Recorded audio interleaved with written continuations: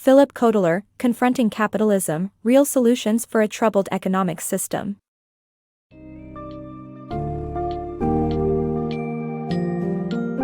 Embark on a journey that explores the benefits and pitfalls of capitalism as we delve into the book's summary of Confronting Capitalism, Real Solutions for a Troubled Economic System by Philip Kotler. Discover how capitalism has shaped the world with its various forms, significantly impacting facets like poverty, income inequality, worker exploitation, and unemployment. Uncover the role government policies can play in remedying some of these flaws and learn about movements that aim to make capitalism more ethical, sustainable, and balanced. This summary promises to enlighten you on the critical issues surrounding capitalism and the potential solutions that could improve the global economic system.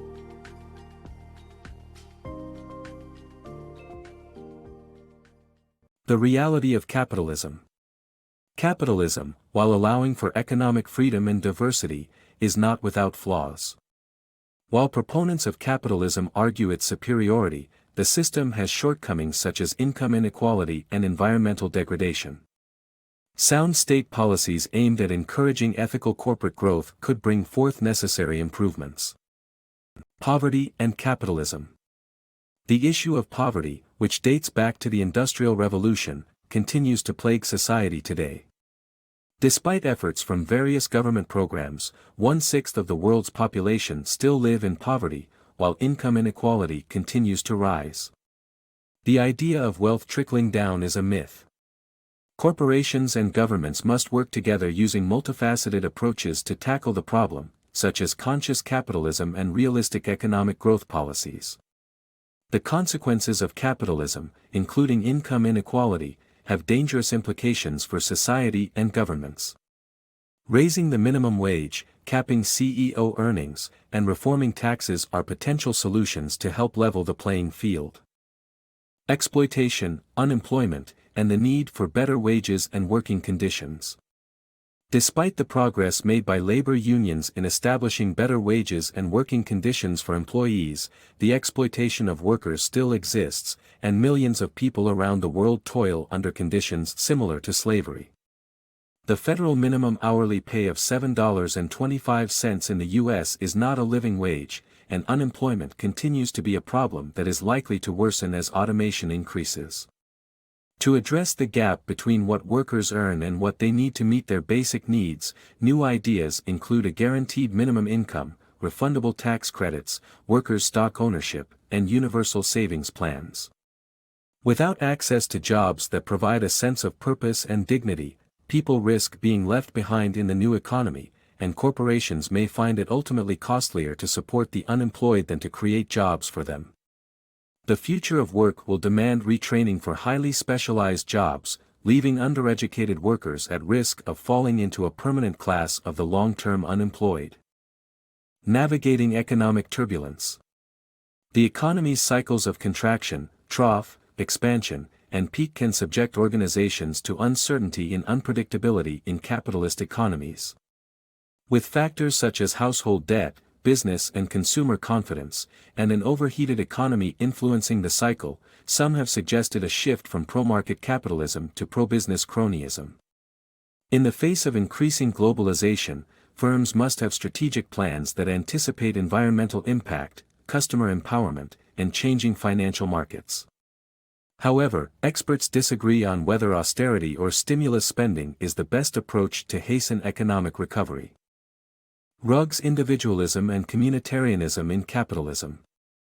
American capitalism glorifies rugged individualism and self-reliance values, which originated from the Age of Enlightenment, but the concept of hyper-individualism can lead to fascism.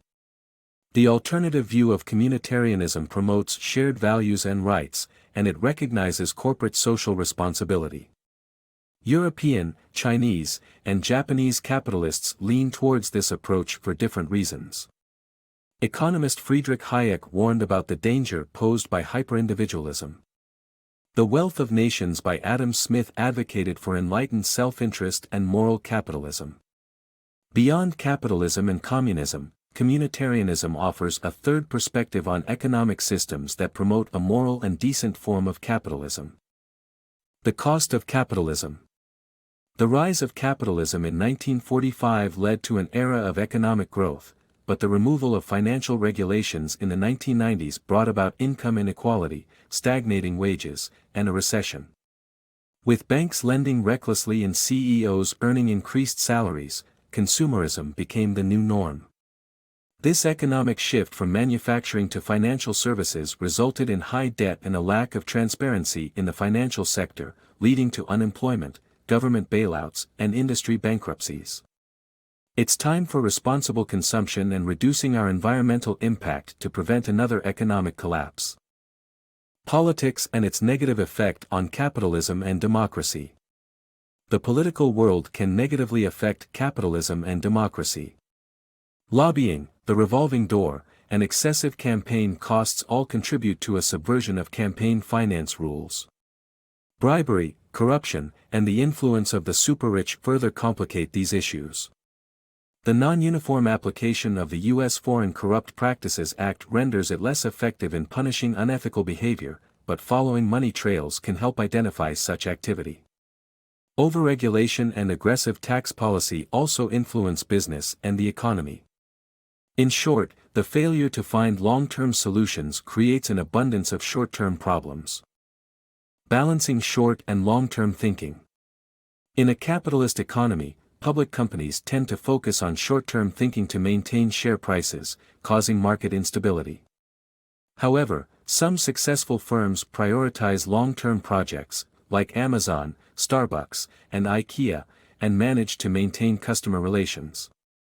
The U.S. infrastructure requires significant investment, estimated at $2.2 trillion by 2020, to foster economic growth by creating jobs, lowering supply costs, and promoting competition. Some firms form public-private partnerships to fund large-scale infrastructure projects.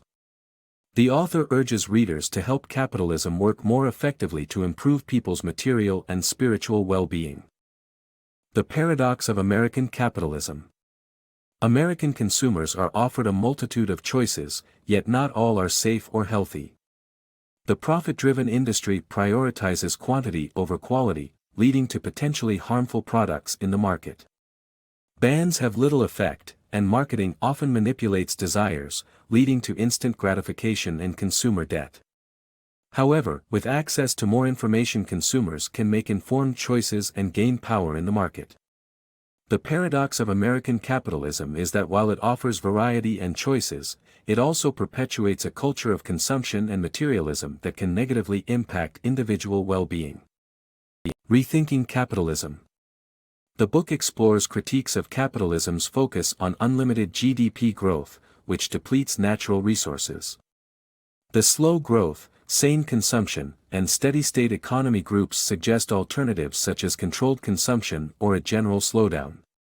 Overall, the book prompts readers to question the current economic model and consider more sustainable approaches to growth. The limitations of GDP growth and materialism. The pursuit of GDP growth and materialism has been the hallmark of modern capitalism, but they often don't translate to happiness, and even lead to greater anxieties beyond a certain level of earnings. Rather than focusing on competition and materialistic goals, the author advocates for healthy capitalism that ensures security, eliminates poverty, benefits the environment, and promotes a wholesome level of consumption. The book challenges the flawed measures of well-being and advocates for sustainable development, transparent governance, and preservation of cultural values, as demonstrated by Bhutan's gross national happiness measure. The book urges for a shift towards a simpler, sustainable, and fulfilling life beyond materialistic pursuits.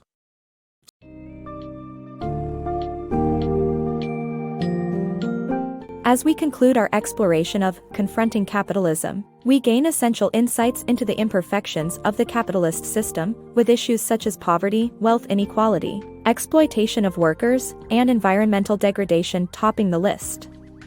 We also recognize the role government policies and initiatives, such as conscious capitalism and the new economy, could play in addressing these challenges. Furthermore, the book highlights the importance of evaluating capitalist growth with realistic expectations and ethical considerations, ultimately striving to create a more equitable, sustainable, and community-oriented economic system. Remember, the future of capitalism lies in our ability to adapt and improve its dynamics to satisfy the evolving needs of our global society.